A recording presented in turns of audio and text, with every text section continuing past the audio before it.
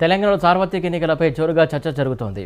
ఈ నేపథ్యంలో తాజాగా ఇండియా టుడే విడుదల చేసిన mood of the nation opinion పోల్లో సర్వే ఫలితాల్లో కాంగ్రెస్ దూసుకుపోయింది.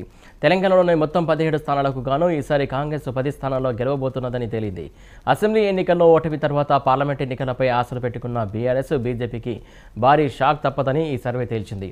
ఈసారి బీఆర్ఎస్, బీజేపీ చెరో 3 స్థానాలకి పరిమితం కాబోతున్నట్లు ఈ సర్వే ఫలితాలు తేల్చాయి.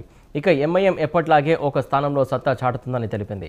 ఈసారి ఎన్నికల్లో బీఆర్ఎస్, బీజేపీల సిట్టింగులు ఓడిపోవడం ఖాయమని ఈ సర్వే ఫలితాలను బట్టి తెలుస్తుంది.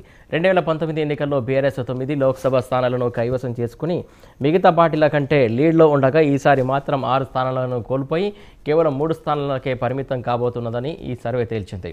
ఇక బీజేపీ గత ఎన్నికల్లో మొత్తం 4 స్థానాల్లో విజయం సాధించగా ఈసారి 1 స్థానాన్ని కోల్పోయి 3 చోట్ల గెలుస్తుందని తెలిపింది.